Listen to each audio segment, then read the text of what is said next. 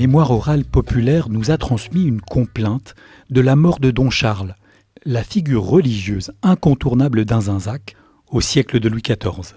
Charles de Gondour, nommé à la tête de la paroisse d'Inzinzac en 1633, œuvra son bref mandat durant à la rechristianisation des populations rurales. Le texte relate avec force détail la mort édifiante du prêtre jésuite victime de l'épidémie de peste qui frappa Inzinzac en 1684. 3 siècles et demi après les faits, quel crédit accorder à cette histoire destinée à émouvoir et impressionner les fidèles?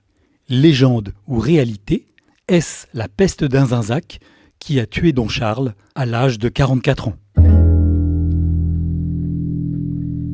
La Bretagne, au XVIIe siècle, connaît de fréquentes flambées épidémiques, parfois très meurtrières, que les contemporains ont bien du mal à identifier, faute de connaissances médicales.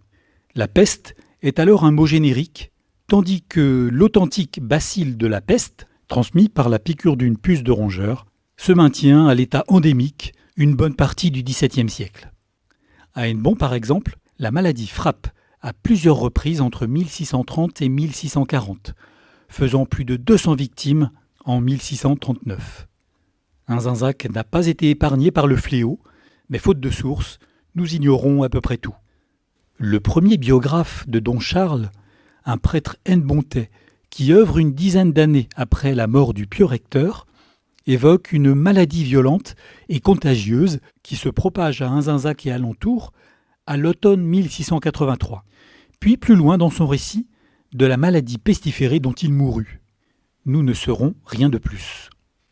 Les registres paroissiaux sur lesquels le clergé consigne les baptêmes, les mariages et les sépultures auraient-ils enregistré un boom de la mortalité dans ces années 1683-84 ? La réponse n'est pas nette, car le relevé des actes de sépulture souffre de lacunes. Mais en croisant les données d'Inzinzac, de Penkesten et de la paroisse voisine de Callan, aucun pic de mortalité n'apparaît durant ce laps de temps. Ce qui ne nous dit rien de plus sur la fin de Don Charles.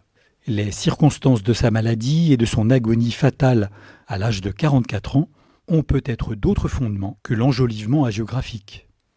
Si la complainte de la mort de Don Charles, collectée auprès d'habitants nés autour de 1900, sur les lieux mêmes des faits, se permet de broder autour des lacunes de l'histoire, elle a la grâce de donner chair et souffle aux figures du passé.